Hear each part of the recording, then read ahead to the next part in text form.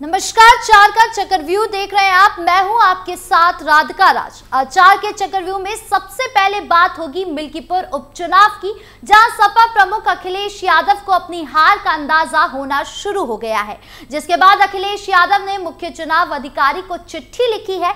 तो क्या कुछ लिखा है चिट्ठी में, बताएंगे आपको। साथ ही बात होगी हरीश रावत की, जिन्होंने उत्तराखंड में लागू हुए यूसीसी को लेकर बयान दिया है, जहां उन्होंने कहा है कि ये सनातन परंपराओं पर हमला है। फिर बात होगी महाकुंभ की, जहां भगदड़ में कई नेताओं की प्रतिक्रिया सामने आई, लेकिन जमात-ए-इस्लामी हिंद ने भी बड़ा बयान दिया है, जहां उन्होंने सीएम योगी से मांग की है। तो क्या है वो मांग, बताएंगे आपको। और आखिर में बात होगी संभल की, जहां जांच आयोग एक बार फिर संभल पहुंचा है, जहां अब एसपी डीएम के बयान दर्ज किए जाएंगे। तो चलिए शुरू करते हैं चार का चक्रव्यूह। पहली खबर मिल्कीपुर उपचुनाव से जुड़ी है, जहां सपा प्रमुख अखिलेश यादव के लिए मिल्कीपुर नाक का सवाल बनी हुई है। वहीं दूसरी तरफ बीजेपी की तैयारी और कॉन्फिडेंस को देखकर वो कहीं ना कहीं अपनी हार का भी अंदाजा लगा पा रहे हैं, जिसके बाद उन्होंने मुख्य चुनाव अधिकारी को चिट्ठी लिखी है। दरअसल मिल्कीपुर विधानसभा सीट पर उपचुनाव की तारीखें जैसे जैसे नजदीक आ रही हैं, प्रदेश की सियासत गर्माती जा रही है। समाजवादी पार्टी ने एक मिल्कीपुर उपचुनाव में गड़बड़ी की आशंका जताई है। सपा ने मुख्य चुनाव अधिकारी नवदीप को इस संबंध में पत्र लिखा है। इस पत्र में बीजेपी के पूर्व जिला अधिकारी को चुनाव में पीठासीन अधिकारी बनाए जाने का आरोप लगाया है। समाजवादी पार्टी ने रिटर्निंग अधिकारी को हटाने की मांग करते हुए थाना अध्यक्ष समेत कई लोगों पर सपा मतदाताओं को डराने और धमकाने की शिकायत की है और कहा है कि थाना अध्यक्ष देवेंद्र पांडे, अमरजीत सिंह और संदीप सिंह द्वारा समाजवादी पार्टी के पदाधिकारियों, कार्यकर्ताओं और वोटरों को प्रभावित करने और उत्पीड़न किया जा रहा है। इसीलिए इन तीनों अधिकारियों पर दंडात्मक कर कार्यवाही की जाए और रिटर्निंग अफसर को हटाया जाए। सपा ने आरोप लगाया कि मिल्कीपुर में रिटर्निंग अधिकारी ने बीजेपी के पूर्व जिलाध्यक्ष संजय शुक्ला को पीठासीन अधिकारी बनाया है। अधिकारी द्वारा चिन्हित करके गैर पीडीए को पीठासीन अधिकारी बनाया गया है। सपा ने मतदाताओं को वोटिंग से ना रोकने, पर्ची उपलब्ध कराने और वोटिंग शुरू होने से लेकर आखिर तक बीएलओ की उपस्थिति अनिवार्य करने की मांग की है और कहा है कि मान्यता प्राप्त राजनीतिक दलों के पोलिंग एजेंट को मतदान केंद्र से बाहर निकाला जाए। सपा ने चिट्ठी में पिछले विधानसभा चुनाव का जिक्र करते हुए मांग की कि पुलिसकर्मियों के द्वारा मतदाताओं की आईडी चेक नहीं हो। पिछली बार पुलिसकर्मियों के द्वारा खास तौर से मुस्लिम महिलाओं की पहचान के नाम पर उनका बुर्का हटवाकर उन्हें भयभीत करने की कोशिश की गई थी। ऐसा ना हो, सपा ने सभी 414 पोलिंग स्टेशन की वेबकास्टिंग कराने और उनका लिंक सभी को उपलब्ध कराने की मांग की है। बता दूं कि मिल्कीपुर में 5 फरवरी को वोटिंग होनी है, जिसके नतीजे 8 फरवरी को घोषित किए जाएंगे। इस सीट पर बीजेपी और सपा के बीच सीधी टक्कर है। दोनों दलों ने इस सीट पर जीत को प्रतिष्ठा का सवाल बना लिया है। ऐसे में अखिलेश यादव हर वो तैयारी कर रहे हैं जिससे उनके वोट बैंक पर सेंध ना लगे। और खैर, देखने वाली बात होगी कि मिल्कीपुर चुनाव में किसकी होगी जीत और किसकी हार। बढ़ते अगली खबर की ओर, जो कांग्रेस नेता हरीश रावत से जुड़ी है। दरअसल उत्तराखंड में बीते सोमवार से धामी सरकार ने समान नागरिक संहिता यानी यूसीसी कानून लागू कर दिया है। राज्य में यूसीसी लागू होने पर कांग्रेस के वरिष्ठ नेता और पूर्व मुख्यमंत्री हरीश रावत का बड़ा बयान सामने आया है। उन्होंने इस कानून को प्रदेश की संस्कृति, परंपराओं और सामाजिक मूल्यों पर चोट करार दिया है। पूर्व मुख्यमंत्री हरीश रावत ने कहा कि यह कानून संयुक्त परिवारों की अवधारणा को कमजोर करेगा और सनातन परंपराओं को नकारात्मक प्रभाव डालेगा।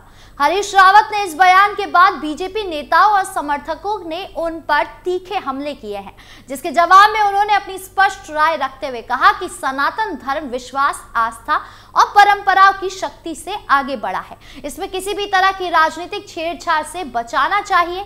हरीश रावत ने कहा कि हिंदू धर्म में विवाह केवल एक कानूनी अनुबंध नहीं है, बल्कि जन जनातर का संबंध होता है। इसमें वैदिक परंपराओं और सामाजिक बंधनों की अहम भूमिका होती है, जो पारिवारिक मूल्यों को संरक्षित करते हैं। उन्होंने कहा कि यूसीसी के लागू होने के बाद विवाह संबंधों को कानूनी रूप से एक अनुबंध की तरह देखा जाएगा, जिससे सामाजिक नियंत्रण कमजोर होगा।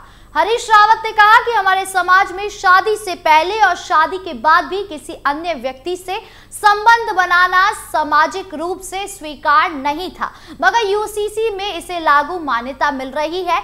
उन्होंने सरकार पर लव जिहाद के नाम पर राजनीति करने और अब लव इन रिलेशनशिप जिहाद को बढ़ावा देने का आरोप लगाया है। हरीश रावत ने कहा कि उत्तराखंड का समाज संयुक्त परिवार व्यवस्था पर टिका हुआ है, खासकर ग्रामीण इलाकों में कृषि आधारित परिवारों की संरचना इसी अवधारणा पर टिकी हुई है, लेकिन यूसीसी के तहत संपत्ति के बंटवारे को लेकर जो नए नियम आए हैं वो धीरे धीरे संयुक्त परिवार व्यवस्था को कमजोर करेंगे। उन्होंने कहा उत्तराखंड में कई परिवारों की आजीविका कृषि पर निर्भर है और पारंपरिक रूप से संयुक्त परिवारों में कृषि भूमि का सामूहिक स्वामित्व होता है। उन्होंने ये सवाल उठाया कि उत्तराखंड का बड़ा हिस्सा पलायन कर चुका है और बाहर रह रहे लोगों पर इस कानून का क्या प्रभाव पड़ेगा, यह अभी स्पष्ट नहीं है। आधा उत्तराखंड पहले से ही बाहरी राज्यों में रह रहा है और वो राष्ट्रीय कानूनों से संचालित होते हैं।